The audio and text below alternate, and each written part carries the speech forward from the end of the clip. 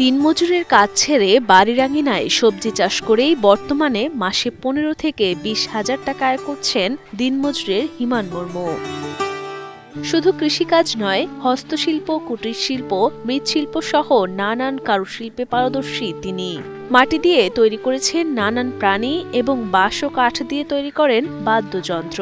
এমনকি গান গাওয়া আর বাঁশিতে সুর তোলাতেও তিনি বেশ পারদর্শী।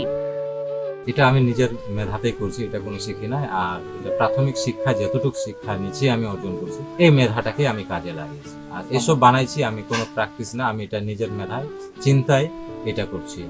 বহু প্রতিভার অধিকারী এই যুবক হিমান মুর্মু দিনাজপুর পৌর শহরের মির্জাপুর খ্রিস্টান পাড়ার বাসিন্দা। বাবার মৃত্যুর পর ১০ম শ্রেণীতেই থেমে যায় তার পড়াশোনা। সংসারের হাল ধরতে শুরু করেন দিনমজুরি।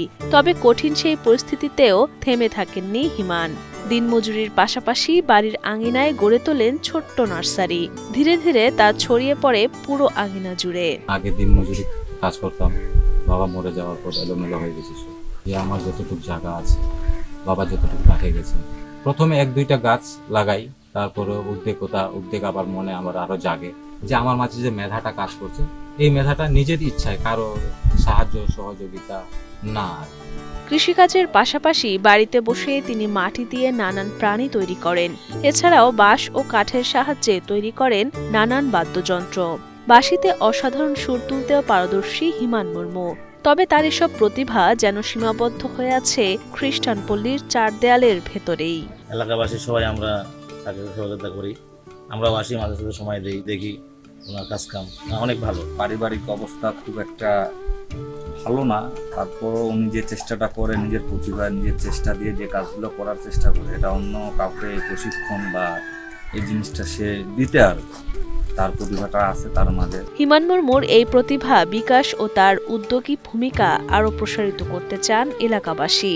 তারা মনে করেন কৃষি বিভাগ ও সরকারের সংশ্লিষ্ট কর্তৃপক্ষ যদি সঠিক সহায়তা ও প্রশিক্ষণ প্রদান করে, তাহলে হিমান মুর্মুর প্রতিভা আরও ছড়িয়ে পড়বে।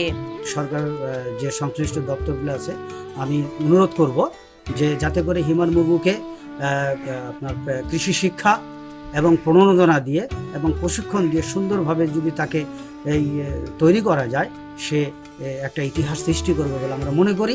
শুধু কৃষি নয়, সে হস্তশিল্প, কুটির শিল্প এবং এই বাঁশ দিয়ে কারুকাজ, তারপর মাটির দিয়ে বিভিন্ন কারুকাজ, তারপরে আপনার কাঠ দিয়ে দোতারা থেকে শুরু করে বিভিন্ন বাদ্যযন্ত্র তৈরি করে। সত্যি আমরা তাকে দেখে অনেক মোহিত হই। যদি সরকার তার পাশে আগে আসে, তাহলে সে আরও অগ্রসর হয়ে এগিয়ে যেতে পারবে বলে আমি মনে করি।